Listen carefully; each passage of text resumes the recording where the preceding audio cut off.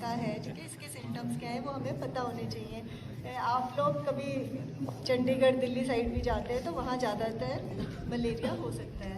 तो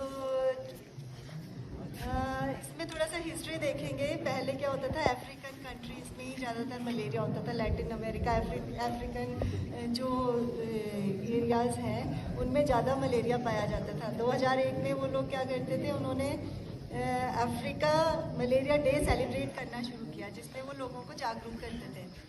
तो WHO ने देखा कि ये तो सारी सिर्फ वहीं से रिलेटेड नहीं है, अफ्रीकन कंट्रीज से, ये सारी कंट्रीज़, एशियन कंट्रीज़ वगैरह में सब जगह देखने को मिलता है। तो उन्होंने 2007 में 25 अप्रैल जो है 2007 से वर्ल्ड उसका नाम दे दिया। पहले था अफ्रीकन मलेरिया डे वो सेलिब्रेट करते थे, फिर वो वर्ल्ड मलेरिया डे का नाम दे दिया उन्होंने 25 अप्रैल को। तो वो अब सारे विश्व में 25 अप्रैल को सेलिब्रेट किया जाता है।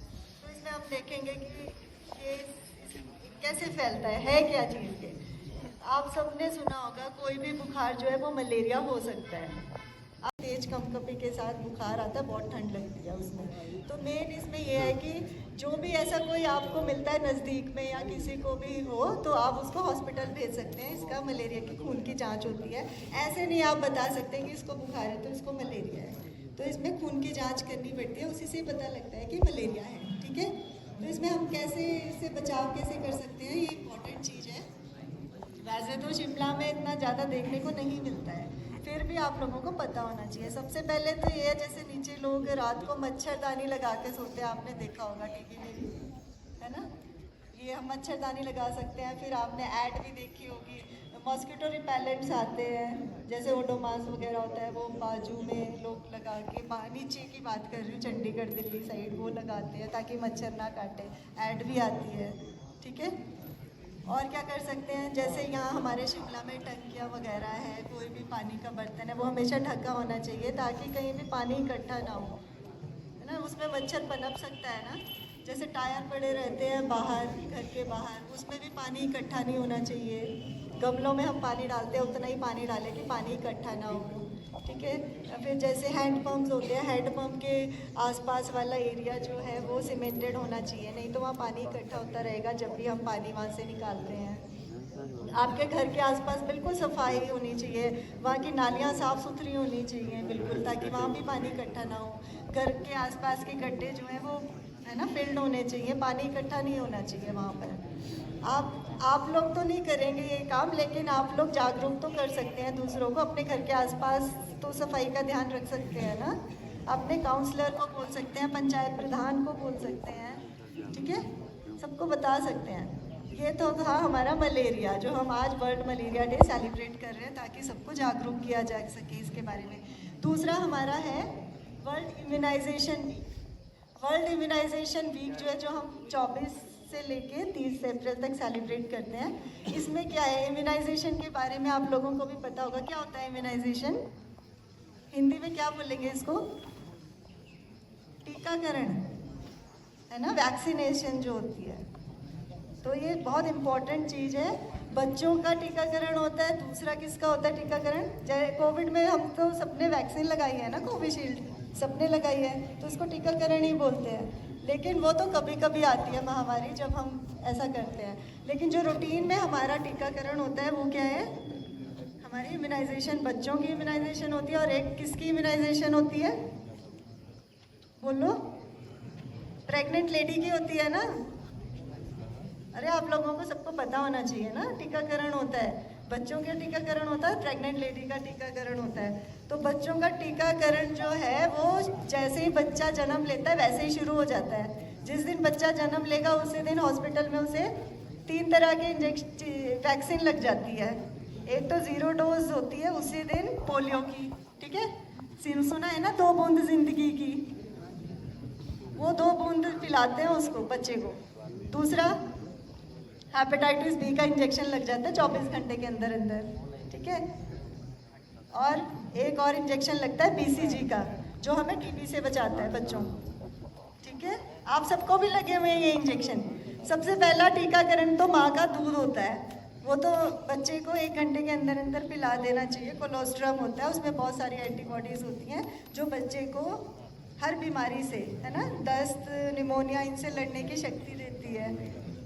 ये पहला टीकाकरण होता है बच्चे का। फिर ये 3 डोजेस होगी जो हम बच्चे के पैदा होने पे वैक्सीन देते हैं। उसके बाद 6वें, 10वें, 14वें हफ्ते पे बच्चे का टीकाकरण होता है, यानी 1.5, 2.5 और 3.5 महीने पे बच्चे को टीकाकरण होता है, जिसमें हम आप लोगों को पाँच वैक्सीन जो है बच्चे को 1.5 महीने पे हम दे देते हैं। सबसे पहले तो 2 बूंद जिंदगी की पिला देते हैं, उसके बाद रोटा वायरस वैक्सीन देते हैं, है ना। पोलियो ड्रॉप्स दे दी, उसके बाद रोटा वायरस वैक्सीन पिलाते हैं, जो पोलियो ड्रॉप्स तो पोलियो से बचाता है, और रोटा वैक्सीन जो है जो हम पिलाते हैं वो डायरिया से बचाती है बच्चे को, ठीक है। और फिर उसके बाद इस बाजू में हम लगाते हैं IPV का इंजेक्शन।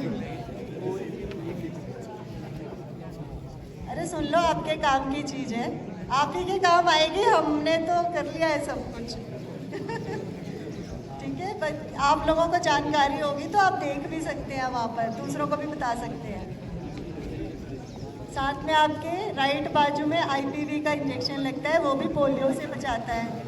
बच्चे की राइट टांग में जो है PCV का इंजेक्शन लगता है, न्यूमोकोकल कंजुगेट वैक्सीन, जो बच्चे को निमोनिया से बचाती है। कान में पी का निकलती है, CSOM बोलते हैं उसको, उससे बचाती है ना। और एक और वैक्सीन लगती है पेंटावेलेंट, जो लेफ्ट टांग में लगती है, यानी बच्चे को 5 वैक्सीन एक ही समय पे। और वो पेंटावेलेंट वैक्सीन जो है वो 5 बीमारियों से बचाती है। एक DPT का नाम सुना है सबने, गलगोटू, काली खांसी। आजकल तो होता ही नहीं है, ये रेयर है, क्योंकि इसकी वैक्सीन, ये जो है बच्चे को पहले से ही टीकाकरण किया जा रहा है। ये वैक्सीन प्रिवेंटेबल डिजीजेज हैं, एक दूसरे को नहीं फैलती हैं। इसका फ़ायदा है ये बच्चे को टीकाकरण करने का, ठीक है। तो ये प्रेग्नेंट लेडी को ज़रूर टीकाकरण करवाएं। लोग बच्चे को टीकाकरण नहीं करवाते हैं, तो वो उनको आप जागरूक कर सकते हैं कि ये बहुत सारी बीमारियों से बचाता है ना। उसके बाद 9वें महीने में भी मीजल्स, रुबेला, बहुत सारे इंजेक्शंस लगते हैं। विटामिन A पिलाते हैं, जो आँखों के लिए अच्छा होता है। का खाने की तरफ ही ध्यान दें। साइलेंट यहाँ से सुन लो, सिर्फ जो देने वाला वो दे रहा है, आप बातें मत करो। क्यों भाई, तो जेब में रखो, मत बोल दो यहाँ पर।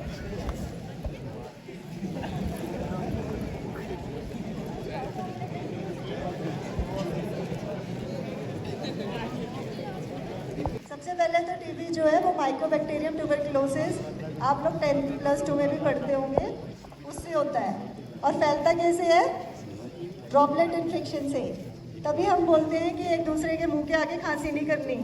किसी को खांसी है तो कैसे करनी है? कफ एटिकेट्स के बारे में बताया था, कोविड में बहुत बताया है ना। कफ एटिकेट्स क्या होते हैं? जब भी खांसी करनी है तो कहाँ करनी है? कोहनी में करो, ठीक है। किसी के पास रुमाल है, रुमाल में कर लो। टिश्यू पेपर है, चुन्नियाँ हैं बच्चों की, है ना, दुपट्टे हैं, इसमें कर सकते हैं। ये तो कफ एटिकेट्स बोलते हैं, मैनर्स बोलते हैं इस चीज़ को। दूसरे के आगे कभी खांसी नहीं करनी, क्योंकि माँ ऐसे तो कीटाणु सबके अंदर होंगे। ये हमारे, हम तो हाई रिस्क में आते हैं। हाई रिस्क में जो भी डायबिटीज़ का पेशेंट है, हाइपरटेंशन का, कैंसर का पेशेंट है, ठीक है, और कोई भी घर में कोई भी किडनी का, लिवर का, कार्डियोवैस्कुलर कोई भी प्रॉब्लम है किसी को, वो सब हाई रिस्क में आते हैं। तो उन्हें जो है ये बीमारी होने के ज़्यादा खतरा हो जाता है, इसलिए उनके सामने भी खांसी करनी है तो कफ एटिकेट्स के साथ। ओके, तो इसमें सिम्टम्स क्या होते हैं ये पता होना चाहिए सबको। 2 हफ्ते से ज़्यादा खांसी है, बुखार आ रहा है, इवनिंग राइज ऑफ टेम्परेचर होता है इसमें, शाम को ज़्यादा बुखार आता है, और भूख नहीं लगती, ठीक है। डिक्रीज्ड एपेटाइट, वेट लॉस, आपको खाना नहीं खाएंगे तो वजन कम होता रहेगा लगातार। बलगम में खून आएगा, हिमोप्सिस बोलते हैं उसको, कि बलगम में खून आएगा। किसी को भी हो सकती है ना। वैसे तो कीटाणु सब में आएंगे, लेकिन यदि मान लो दूसरे के अंदर वो कीटाणु चले गए जिसकी इम्यूनिटी लो हो रही है किसी वजह से, तो उसमें वो कीटाणु एकदम उभर आएंगे ना, उसे वो बीमारी हो सकती है। और चेस्ट पेन हो सकता है, छाती में दर्द है। 2 तरह की टीबी होती है, पल्मनरी, एक्स्ट्रा पल्मनरी। पल्मनरी में चेस्ट इन्वॉल्व होती है, लंग्स इन्वॉल्व होते हैं। एक्स्ट्रा पल्मनरी जो है वो ब्रेन में भी हो सकती है, टीबी भी ब्रेन में भी हो सकती है।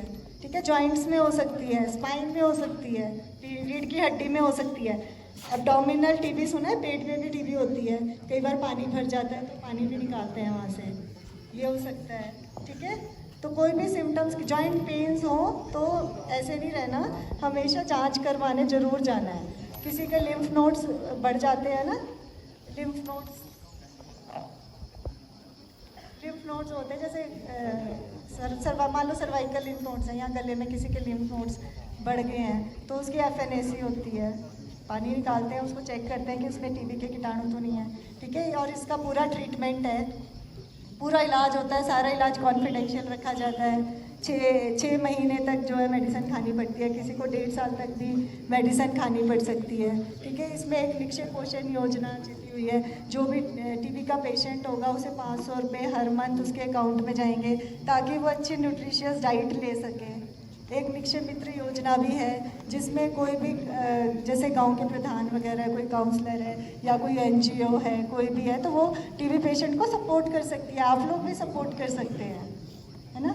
उसको किसी तरह का कोई भी इमोशनल सपोर्ट भी दे सकते हैं, ज़रूरी नहीं कि कुछ देना ही है उसको, इमोशनली भी सपोर्ट कर सकते हैं, क्योंकि इसका स्टिग्मा बहुत है ना, लोग सोचते हैं टीबी हो गया, पता नहीं क्या हो गया, इसके साथ नहीं रहना, इसके साथ खाना नहीं खाना। तो टीबी तो आपको पता है कैसे फैलती है, तो बस उसका ध्यान रखें, बाकी कोई प्रॉब्लम नहीं है ना। और पूरी बीमारी ठीक हो जाती है, पूरी ट्रीटमेंट है। HIV एड्स की तो ट्रीटमेंट वो है नहीं ना, कुछ भी परमानेंट क्योर नहीं है, ट्रीटमेंट तो उसकी भी है, एंटीवायरल थेरेपी देते हैं, बट इसकी पूरी क्योर है, इसमें पेशेंट पूरा ठीक हो जाता है, घर में भी बिल्कुल ठीक हो जाता है। ठीक है, ठीक है बच्चों, थैंक यू सो मच।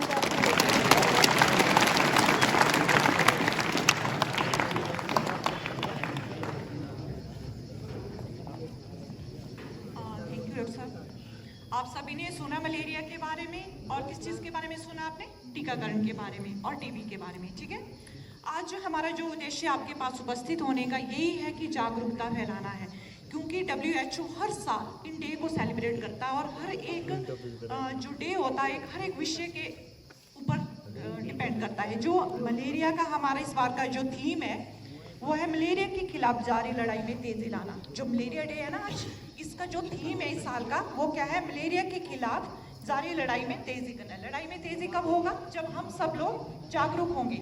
आप लोग होंगे ना जागरूक, पता होना चाहिए मलेरिया की सिम्टम क्या है, ठीक है ना, लक्षण क्या है। अगर आप लोगों को लक्षण पता होंगे, जैसे डॉक्टर साहब ने आप सभी को बड़े अच्छे ढंग से बताया कि लक्षण क्या क्या है मलेरिया में, जब आपको लक्षण पता होंगे तभी आप उस पेशेंट को हॉस्पिटल तक पहुंचाएंगे, उसका जल्दी से जल्दी शीघ्र निदान होगा, उपचार होगा। तो क्या होगा? उससे मलेरिया के कारण जो डेथ है हम उनको रोक पाएंगे, जो कॉम्प्लिकेशंस है हम रोक पाएंगे। तो हमारा दायित्व क्या है? आज के दिन पूरे वर्ल्ड में आज मलेरिया के बारे में बात करते हैं सभी लोग। क्यों करेंगे बात? अवेयरनेस, जागरूकता लाने के लिए, ताकि हम सभी आप लोग जागरूक हो सके मलेरिया के लिए, मलेरिया के खिलाफ जो लड़ाई है उसको तेजी ला सके। कैसे होगी तेजी? जब जागरूकता की वजह से। जागरूक मैंने आपको बताया कि लक्षण आपको पता होना चाहिए, जैसे डॉक्टर साहब ने बताया बुखार है, और क्या क्या बताया, कोई एक तो बता दे, और क्या बताया था? हाँ, कोई एक बता दो। हाँ जी, वॉमिटिंग, हाँ जी, मितलाना, है ना। क्योंकि अगर आप सब जागरूक होंगे ना, अगर पता लगेगा कि ये बुखार हो सकता है मलेरिया, तो तभी आप जल्दी से जल्दी अपने नज़दीकी स्वास्थ्य केंद्र में जाएंगे, अपने टेस्ट करवाएंगे, तभी आपको पता लगेगा कि मलेरिया, और इसका पूरी तरह से इलाज संभव है। लेकिन अगर हम समय पे हॉस्पिटल नहीं गए, हमें लक्षणों का पता नहीं है, हमें जानकारी नहीं है, और घर में ही पेशेंट रख दिया, और ये हमारे लीवर को इन्फेक्ट करता है और धीरे धीरे हमारे रेड ब्लड सेल को क्षति पहुंचाता है। इससे क्या फिर डेथ भी हो सकती है। ठीक है, अगर हम सभी जागरूकता की वजह से किसी की जान बचा सकते हैं तो इससे बड़ी चीज़ क्या हो सकती है। ठीक है, इसलिए आपके माध्यम से जागरूक होना बहुत ज़रूरी है। मैं उम्मीद करूंगी कि आप लोग समझ गए होंगे इसके लक्षण क्या हैं, कैसे फैलता है, और प्रिकॉशंस क्या करनी है। आजकल देखो, भले ही धीरे धीरे टेम्परेचर अप हो रहा है ना, बढ़ रहा है, मच्छर भी बढ़ रहे हैं, और बरसात का तो कोई वो ही नहीं है कि कभी भी बारिश हो रही है। शाम के टाइम बारिश हो जाती है तो मच्छर कहाँ पे पनपते हैं, है ना, जहाँ इकट्ठा पानी हो। ठीक है, तो आप लोगों के लक्षण के साथ साथ आपने प्रिकॉशन सावधानियां भी बरतनी है ताकि मच्छर पैदा न हो। अपने आसपास का वातावरण साफ रखना है, इकट्ठा पानी नहीं जमने देना है, ठीक है। घास खरपतवार वगैरह हो, घास वगैरह आसपास हो तो अपना जो वातावरण है वो भी स्वच्छ करना है। वैसे डिटेल में डॉक्टर साहब ने आपको समझा दिया, मैं तो जस्ट आपको रिपीट करवा रही हूँ, ठीक है। तो ये सब चीज़ आपके माइंड में होनी चाहिए। लक्षण क्या है, हमने कैसे प्रिकॉशंस करना है ताकि हम मलेरिया से बच सके, तभी हम जागरूक हो सकेंगे, हम जागरूकता दूसरे को फैला सकेंगे, बोल सकेंगे, है ना। और जो मलेरिया की वजह से जो डेथ्स हो रही हैं हम कम कर सकते हैं, ठीक है। और दूसरा क्या बताया, इम्यूनाइजेशन। इम्यूनाइजेशन के बारे में आपने सुना कितनी सारी बीमारियां हैं, बहुत सारी बीमारियां। कौन कौन सी बीमारियां जो मतलब नॉर्मली हम इम्यूनाइज करते हैं। एक तो टीबी हो गया, हेपेटाइटिस हो गया, ठीक है। सुना है ना टीबी के बारे में भी डॉक्टर साहब ने बड़ी डिटेल में बताया। अगर हम बचपन से कौन सा टीका लगता है टीबी के लिए, पता है किसी को? क्या नाम है टीके का? ट्यूबरक्लोसिस तो है ना बेटा, बीसीजी लगता है ना, बीसीजी भी बोलते हैं जो बाजू में लगता है ना। हेपेटाइटिस के लिए टीका लगता है, टेटनस के लिए टीका लगता है ना, डायरिया का लगता है, निमोनिया का लगता है, बहुत सारी डिफिथीरिया का लगता है ना, पर्टिसुस का लगता है, बहुत सारी बीमारियां हैं, मीजल का लगता है। कम से कम 12 बीमारियां जो बच्चों माँ मतलब जैसे बच्चा पैदा होता है उसको टीके लगने शुरू हो जाते हैं एट बर्थ। तो बहुत सारी बीमारियां ऐसी हैं जिनको हम इम्यूनाइजेशन के थ्रू रोकथाम करते हैं। क्यों लगाते हैं टीके? बीमारियों की रोकथाम के लिए लगाते हैं ना। इम्यूनाइजेशन होता है क्या है, एक प्रोसेस है ना हमारे अंदर जो हमें सक्षम बना देता है बीमारियों से लड़ने के प्रति, ठीक है। इम्यूनिटी पैदा कर देता, कोई बैक्टीरिया वायरस अगर होगा भी मतलब कभी तो बहुत ही मतलब उसका असर बहुत कम होगा या होगा ही। इसलिए हमारी जो बॉडी हम उसको इतना सक्षम बनाते हैं ताकि हम इन बीमारियों से लड़ सकें। तो आप सभी को पता होना चाहिए प्रेग्नेंट औरतों को टेटनस लगता है, पता है? लगता है ना, ठीक है ना। तो आप लोगों को जागरूक होना चाहिए, जागरूक होना ज़रूरी है क्योंकि आने वाले टाइम में अभी भी आप मतलब +2 के बाद ही आते हैं ना बच्चे, आप जागरूक होंगे तो क्या होगा, आपने घर में भी पेरेंट्स को भी फ्रेंड्स को भी बहुत मतलब जागरूक कर सकते हैं, ठीक है। टीबी के बारे में डिटेल में डॉक्टर साहब ने बताया, लक्षण समझ आ गए, लक्षण है ना। कोई भी अगर इसी तरह का कोई पेशेंट नज़र आता है तो आप उनको अवेयर कर सकते हैं, ठीक है। और कुछ अब बाकी ज़्यादा मैं आप लोगों का वक्त नहीं लूँगी। आप लोगों से यही उम्मीद करती हूँ कि जो आपने यहाँ पे जो ग्रहण किया है, जो नॉलेज ली है वो टीकाकरण के बारे में, मलेरिया के बारे में, टीबी के बारे में, तो हमारे जो आने की हमारे आने का फ़ायदा तभी होगा अगर उस चीज़ में से आप उस चीज़ पे अमल करेंगे और उस जानकारी पे खुद अमल करेंगे और अपने घर में, परिवार में, दोस्तों के साथ ये जानकारी शेयर करेंगे ना। स्वास्थ्य विभाग जिला शिमला की ओर से प्रिंसिपल महोदय और सभी स्टाफ्स का और आप सभी बच्चों का बहुत बहुत धन्यवाद। Thank you.